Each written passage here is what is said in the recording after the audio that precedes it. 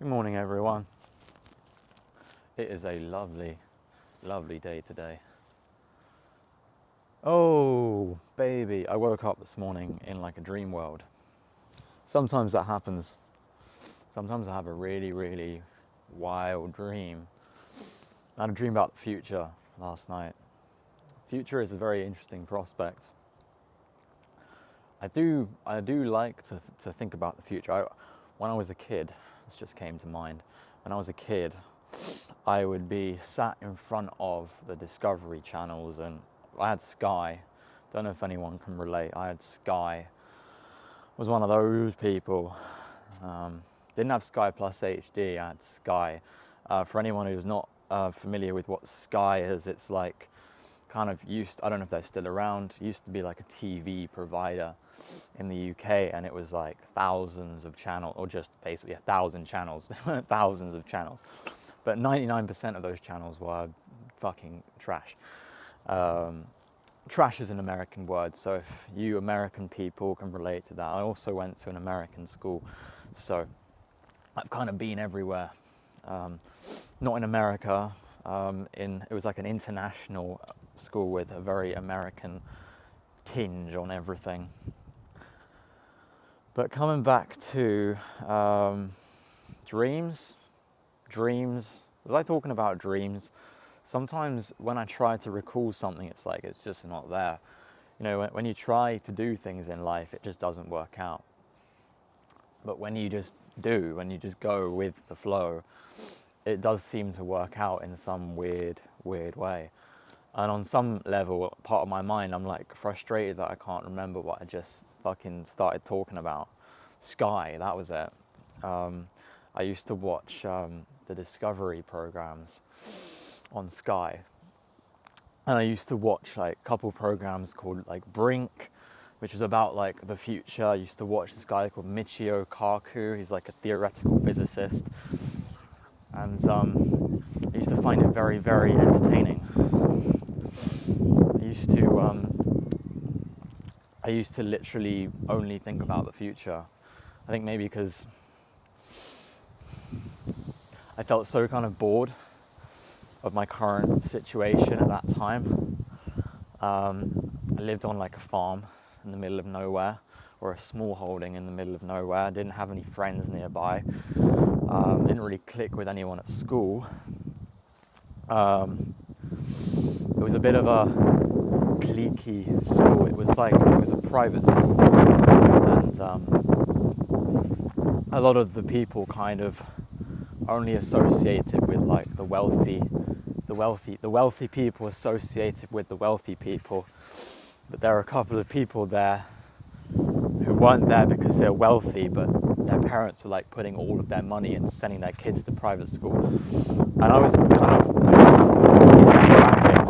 Very windy today. We'll get in the woods sometime soon. And because I listened to the video yesterday and the mic was a little bit windy at certain points. So I'll stay in the woods today to try and keep that down.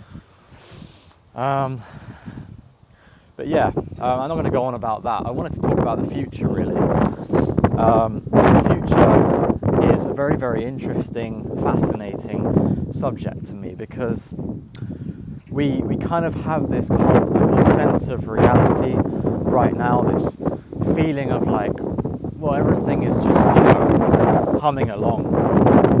Then we look back at the past 20 years, so much has happened. It's been mental. It's, we've gone from like Nokia phones to iPhones, An iPhone is more powerful probably than the most powerful computer that existed even 20 years ago. An iPhone is still small, isn't it? And now we have like AI and shit. And if you know anything about AI, it's like an algorithm for figuring shit out at a much faster pace than human beings can figure shit out. So I don't know how AI is going to be implemented. It already is, I'm pretty sure this the iPhones use AI in all capacities, in all kinds of capacities. This camera right now is probably using AI to make sure that the lighting is balanced and the sound is good. I don't know how far it goes already. I do know that there's a lot of AI implementation going on at the moment in a lot of areas, but that will only get more and more, and it will be like a snowball. And that's, to me, that's an exciting prospect. It's not something I'm scared of. It kind of just makes me think, what am I going to witness in my lifetime? Especially because I'm not really afraid to kind of put myself out there and put myself right in the thick of it. I've always liked to be in the thick of it because I kind of live for the story. I live for the experience itself. I don't have much of a self-preservation instinct in a traditional sense of I want to live as long as possible. I want to avoid situations that may be difficult. I don't really have that. I have a strong self-preservation instinct when it comes to the moment itself. I'm very careful with where I step. I'm a careful person. And that's why I possibly don't have so much of a survival or preservation instinct in a long-term sense. You know, I'm not worried about how my actions right now might lead to something bad in the long term. I just focus on now and preserving myself in this moment, you know, not having accidents. I've never broken a bone in my life. I've never been stung by a bee or a wasp. Basically, I've very rarely done anything in my life in this moment to put myself in a position of danger. I don't usually do that. And I'm quite good at wiggling myself out of those situations as well. And that's why I'm quite confident in exploring, really, going out into the unknown, because there is an awful lot of danger in the unknown and an awful lot of unpredictability. But I would rather be an expert at dealing with unpredictability rather than always limiting myself to what I can do for fear of the outcome. And that's kind of always been the way I've lived. And I've always had quite a good sense of what's truly dangerous and what isn't dangerous. I think a lot of people live by a conceptual idea of what's dangerous and what isn't dangerous. Like a lot of people would say walking around with no shoes is very dangerous. I've experienced no such danger. But I'd say a lot of the things that other people do are dangerous. I wouldn't even like to talk about it because then it would, this might get political, and that's not really my angle. But I had a dream last night, a really vivid dream about the future. And it was like, I heard somewhere recently that the UK is going to be as hot as Spain by 2025. And that to me sounds like a wonderful prospect. It feels warm and it's November. I'm not one of these people who says global warming is like caused by human beings, because everything I've learned would suggest that the climate changes on its own. And once upon a time, the Earth was just, volcanoes and lava and shit, and it was very hot and inhospitable. And things go extinct and come into being all the time. People die, people are born all the time. So I don't really see what we're trying to protect. I get that global warming is happening. Clearly, the climate changes over time. Clearly, that's a given. It always has. But why that's a bad thing, I haven't actually ever received a good explanation of why that may be. Because my view is that if the planet gets too hot for human beings and we all die, what's wrong with that? I can't actually, like, I can't figure out what's wrong with that. Like, if anything, the ways that we're living at the moment are not very good anyway. There's a statistic that like 50% of the UK population are on antidepressants. The suicide rate is like higher than ever. We've got all these diseases and mental illnesses. So like, why are we trying to preserve that? Why are we trying to preserve a bunch of very mentally ill people? That to me sounds a bit like contradictory. But global warming, bring it on. It sounds like a fucking great idea. If I was out here right now, I mean, it's not warm out here, but it's coming up to December and I'm out in just a thin jumper and I feel pretty warm. Granted, I have probably quite good circulation, but it doesn't feel like a normal winter. People said it's an Indian summer. I don't know what that means. It's just a word. But all I know is that things do change over time, and once upon a time dinosaurs roamed the earth, and then a fucking asteroid from outer space collided with Earth and fucking sent shockwaves around most of the planet and wiped everything out, all life forms, and only a few remain. And you know, are we going to start a campaign against asteroids and say asteroids are evil, they have bad intentions? That's fucking dumb. That's fucking stupid.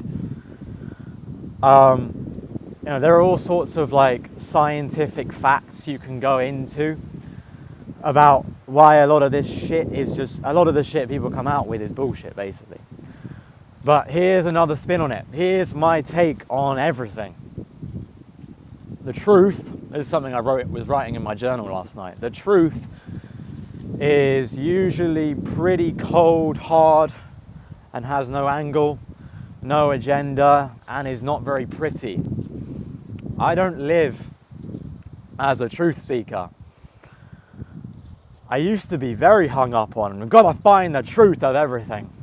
But I don't anymore, because I looked so far into the truth that I realized the truth ain't going to get us anywhere.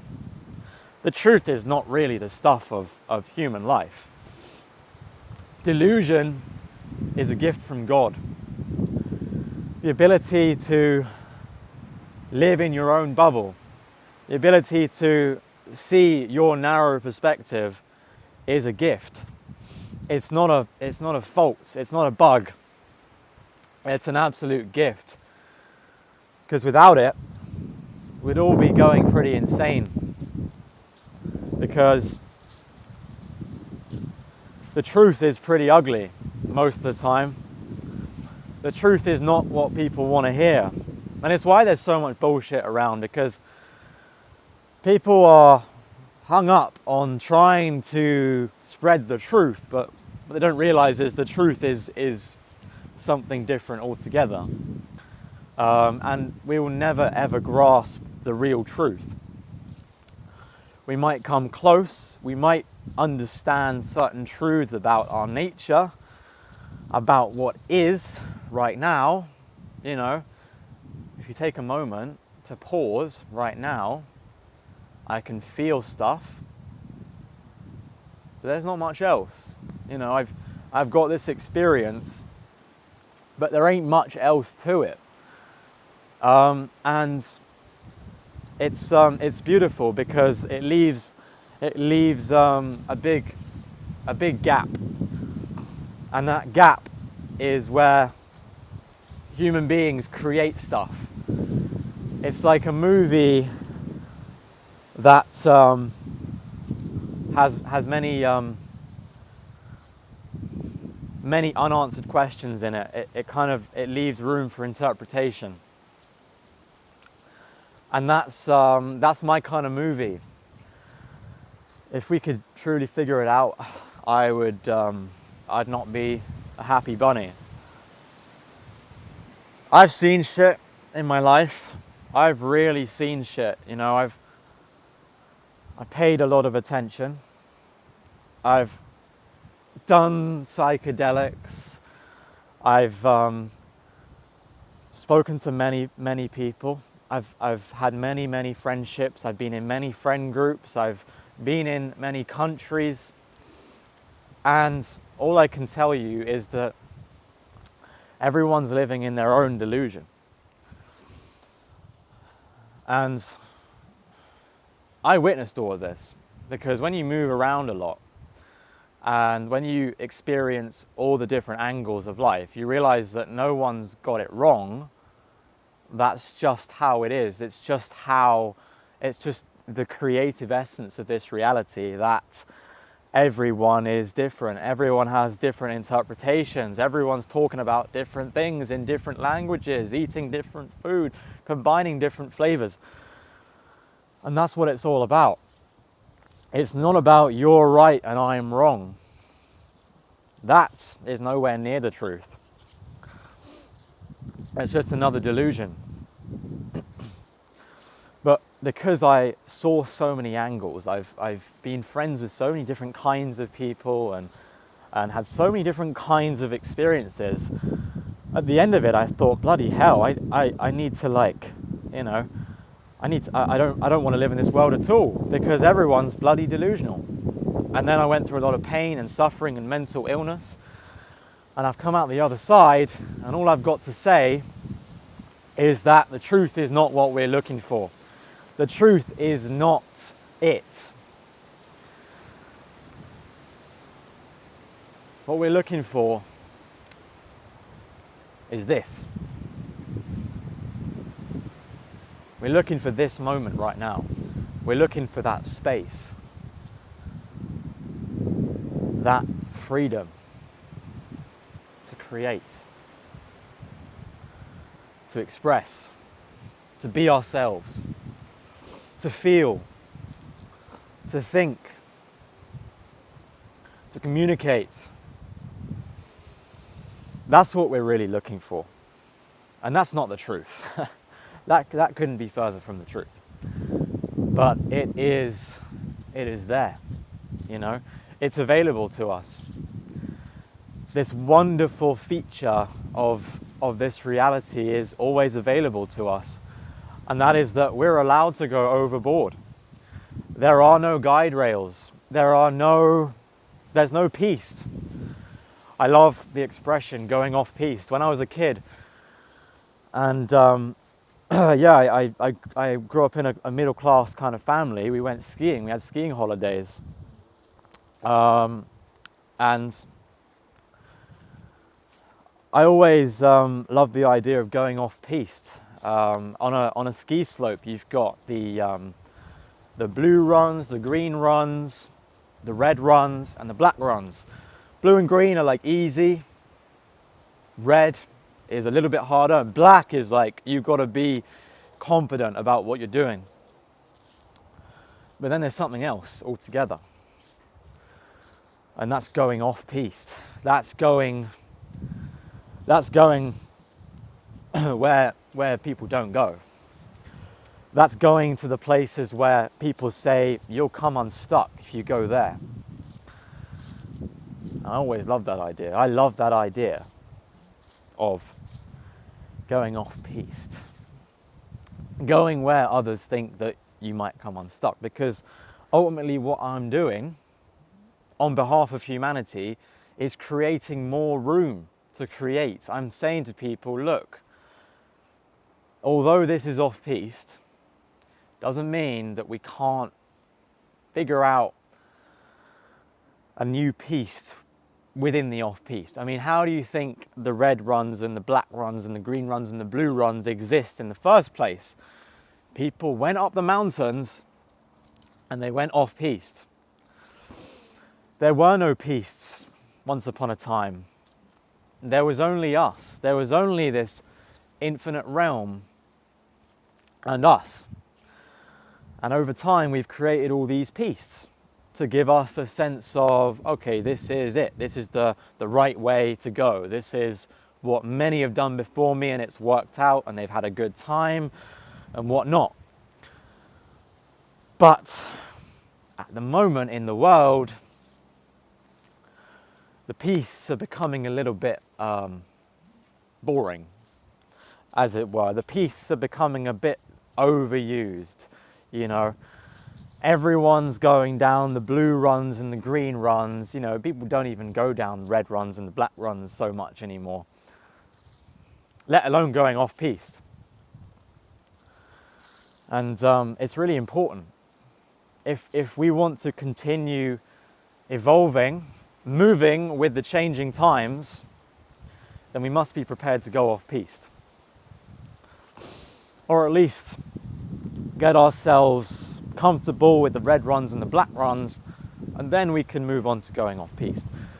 It's not an instant process, you know. You can come unstuck. If you go off-piste and the time's not right, you may well come unstuck. But listen to this. If you go down a piste that hasn't been marked out, you know, if you go off-piste, you're doing the greatest service to humanity. You are going to be the one to figure out, is this a good route or not? Now, you might die by going off-piste. You're going to face potentially the greatest danger that any human could ever face. But depending on who you are, I don't think there's any better way to live than really using this opportunity for the reason of benefiting humanity, creating more space, creating more peace, marking more territories for people, for young people, for anyone who isn't happy with the current peace. It's a fucking great service to humanity. If you're going off-piste, it's a great service because people will stand and watch you, and if you die along the way, everyone knows, okay, don't go down, don't go there. Or someone takes it a step further and thinks, well, hang on, he died, but I'm going to do it better. You know, there's so many ways you could interpret it. There's like a mushroom called Amanita muscara. I don't know what it's called. But it's a red, it's like the mushroom you see in fairy tales. It's red and it's got white dots. And this mushroom is poisonous, but in a small enough dose can give you a mind-opening, eye-opening trip. And it must have taken a bunch of people to die before someone figured out, oh, okay, there is a way we can use this mushroom. You know, but humans have the tendency to shut the door on things just because it appears to have led to something bad. But there's always a place for revisiting and going overboard, going off-piste.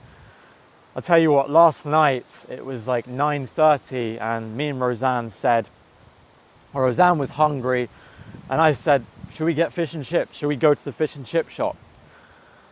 And we went to the fish and chip shop, and we had bloody fish and chips. And we went to Tesco and we got ice cream, and I got a smoothie, and we got back and we had a bowl of ice cream each. It was bloody like 10:30. You know, I'm usually quite strict in my bedtimes. But you can't look at things as good and bad. You can't say eating ice cream's bad, going to bed at 10 every night is good. Utter bullshit. Codswallop. You've gotta allow yourself to go overboard. If you don't allow yourself at all to go overboard, to make mistakes, you're never gonna learn anything on your own, and you're not really serving humanity. And maybe it's not everyone's place to serve humanity. We need every kind of person. We need the people to go off-piste. We need the person, the ski resort, it wouldn't run properly if everyone was going off-piste, because no one would need the bloody piste, It wouldn't be a good business idea. There's implications. You need both. You need all the types of people. And I don't know really, truly, how many different types of people there are and what those individual people's perceptions may be.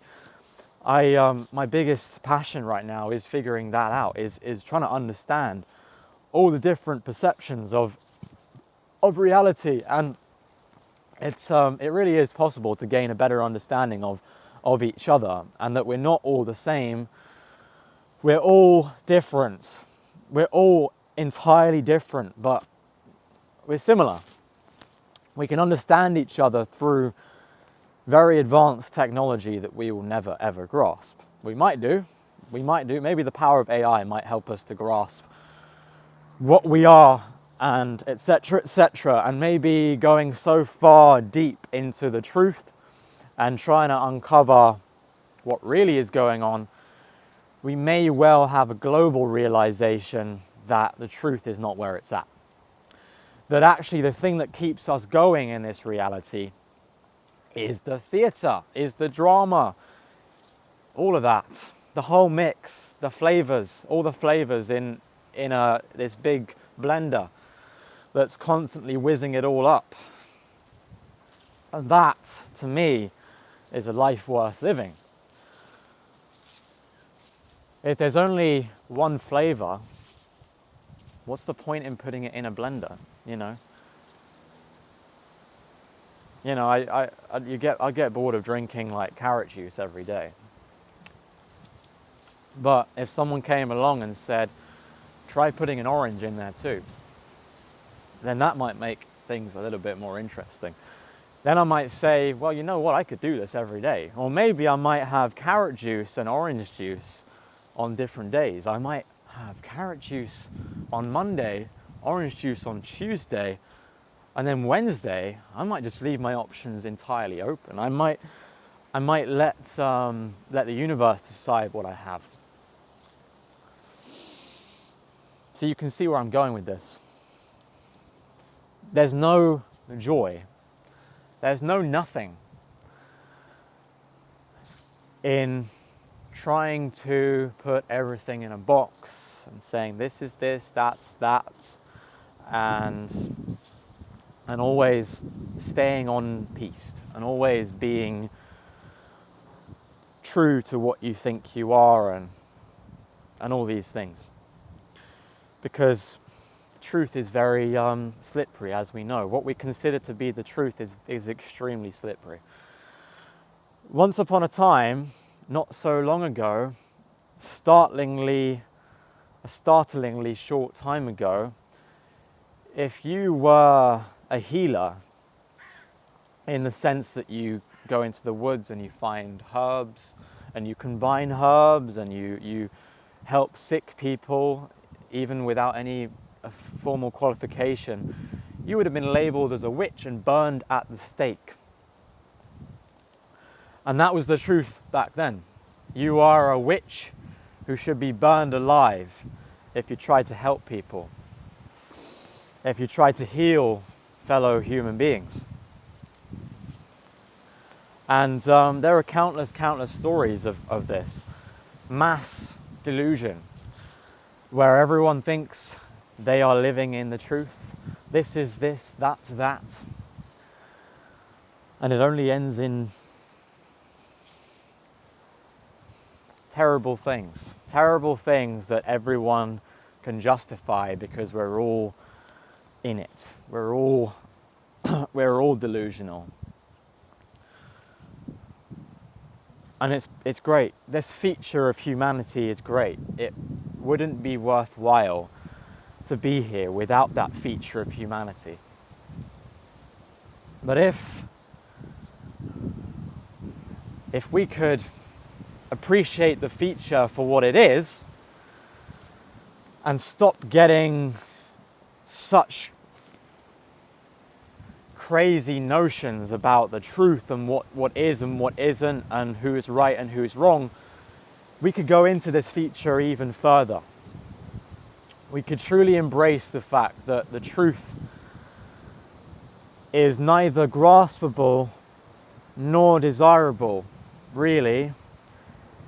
Anyone who learns the truth would probably become an artist,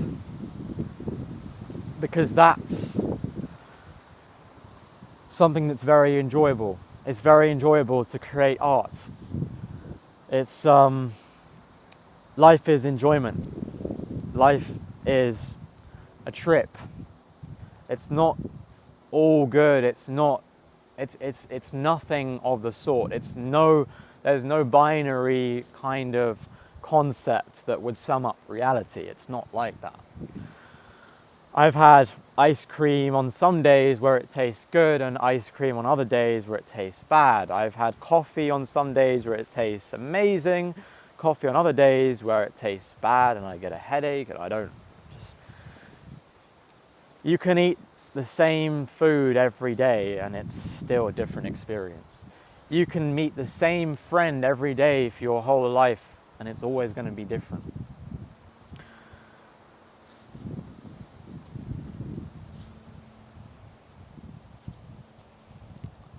I don't know if you guys are following what I'm saying, but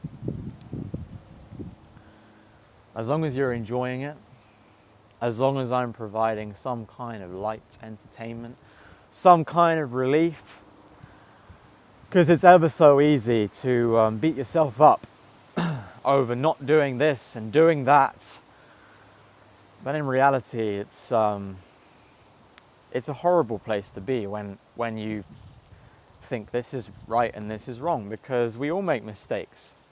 We've all been to a dark place, and one thing I notice about people in a dark place is no one's nice to those people. No one is just unconditionally kind to everyone. And that is a real shame, because if we were unconditionally kind to everyone, the world would be a very different place. It's quite egotistical to reserve your kindness to people who fit your paradigm of what a good human being is. That is messed up, okay? That's completely messed up. It's not honest. And ironically, if we were kind to everyone, a lot of things in the world that are pretty bad right now would sort themselves out. We'd be living in a world of a little bit more creative freedom, lighter-heartedness. I tell you what, the movies would get better, the music would get better, the food would get better, friendships would get better, family would get better. There's no aspect of life that wouldn't improve with a little bit of unconditional kindness and respect towards fellow human beings. Now, I've mulled this over myself a lot. Free will. We hold people accountable for their choices in life. We say, well, you did this, so I am no longer going to be nice to you. You deserve punishment. But I tell you what, I didn't choose to be born. I didn't choose my parents. I didn't choose the first experience I ever had. And the next experience that I ever had after my first experience was tinged somewhat by my first experience. And then the third experience I ever had was tinged somewhat by my second and my first experience, until this very present day where I've had all the experiences that I've had, and every choice that I make is based on all of those experiences that I have been affected by, that I have been a product of. Now, this kind of line of thought has many implications. It means a murderer didn't choose to be a murderer.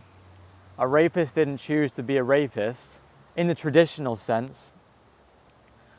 And surely, just with a very rational, logical, very neutral outlook, the only thing we should ever be towards murderers and rapists and bad people is compassionate. There's no better way to be. Let's think about if we're being horrible to so-called horrible people, how does that help? What does that do? Who does that serve? I don't know. But I tell you what, I've seen many instances where compassion has helped. In my own life, on a personal level, I've done many things that I'm not proud of. I've messed up quite a few times, and I've been horrible to myself. I've tortured myself because I feel like that's what I deserve. And it seems to have led me to an even darker place. It seems to have made me more of a horrible person and really had the opposite effect of what I truly wanted, which is just the best. I only ever want the best for myself and other humans. But being compassionate, saying it's okay that you did this and you did that, it's completely fine. I love you anyway. I accept you. I accept you because I know that you couldn't have done anything different in that moment. I know you couldn't have acted in any different way, because you make the choices you make because of all of your experiences from day one, and you can't help it. You can make better choices in the future, but only if you can accept your past choices and be compassionate towards your past choices. If you can't do that, then you can't hope to make better choices in the future. This makes me a bit emotional, because it's been quite a journey for me. And I expect it probably will be, it will continue to be quite a journey.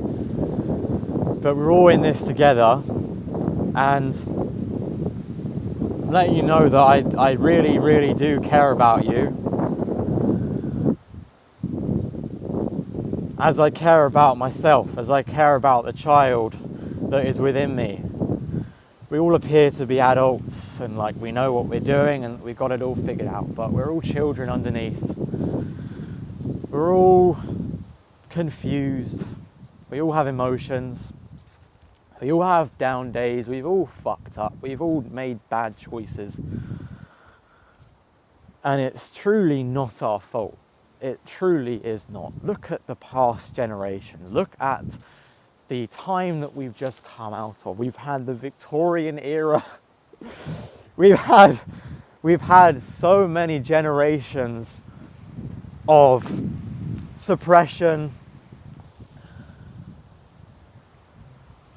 and lack of creative freedom. And it's messed us up a little bit. But it's a great opportunity. It's a brilliant opportunity to be compassionate towards one another.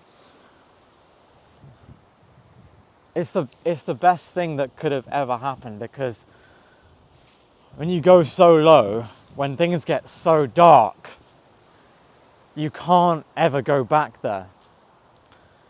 You can't forget what you've seen. It doesn't work like that.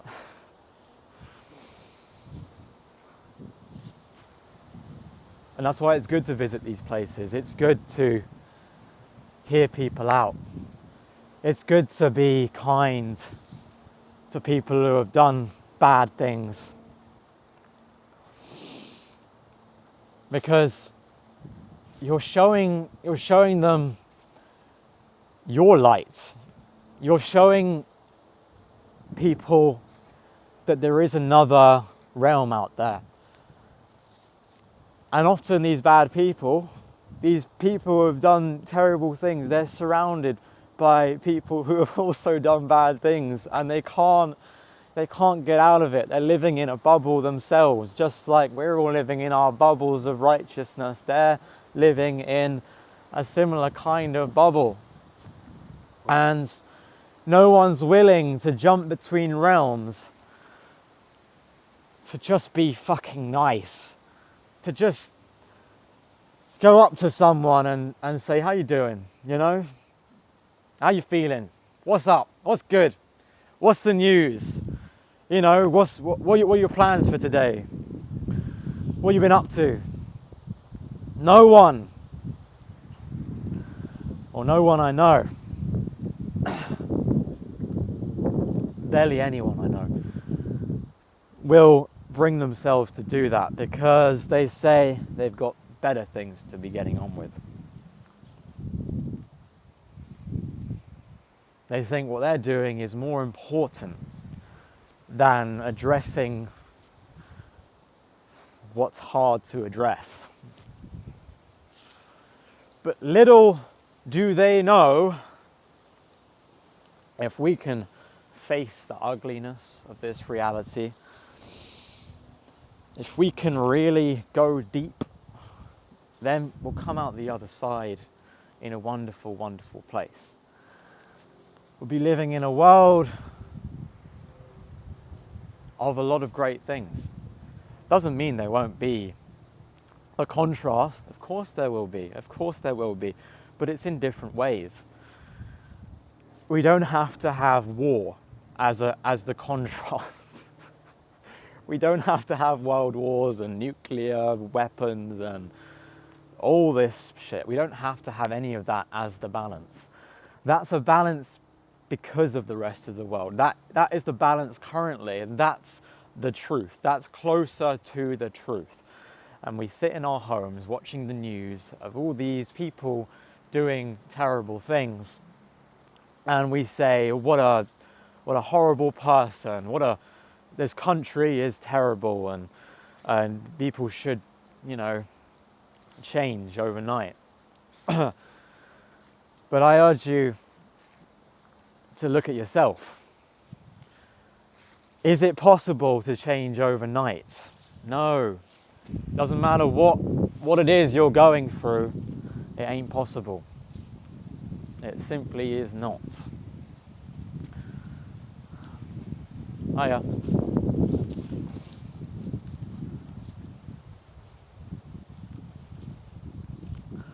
It takes time. It takes time and a lot of compassion if you want to change in the slightest way. But the longer we leave it,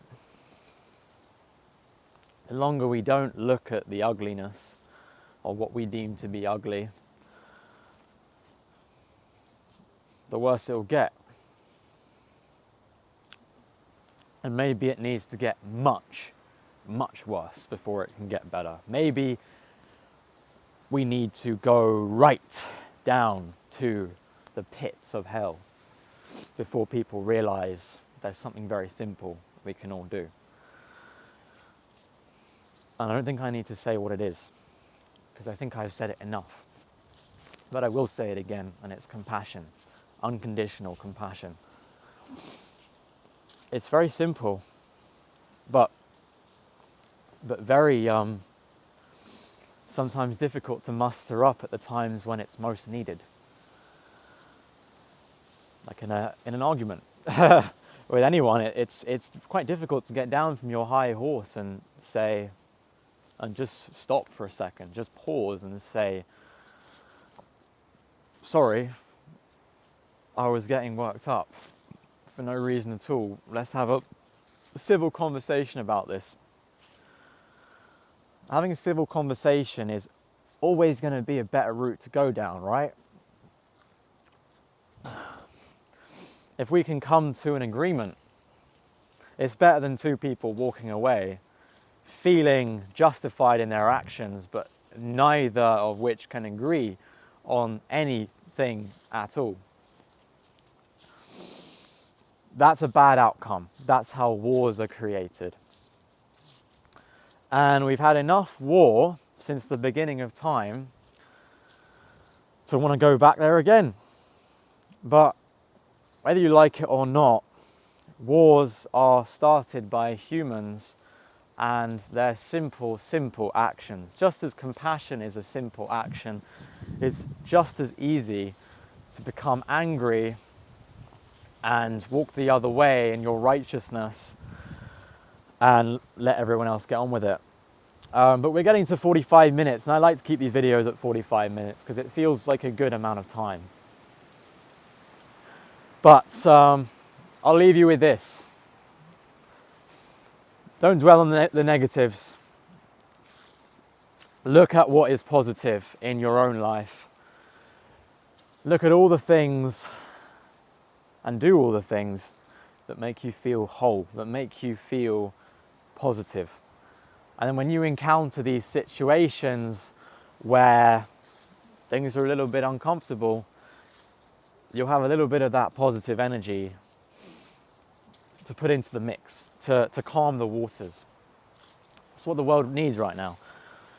So if you can do that, you are a fucking star. You're a fucking amazing person if you can do that. But I won't go on. I'll leave it there for today. Hope you all have a good bloody rest of your day. And take care. Enjoy yourself. Have fun. Go off-piste. Go overboard. Do all the things that you need to do. And I'll leave it there. See ya.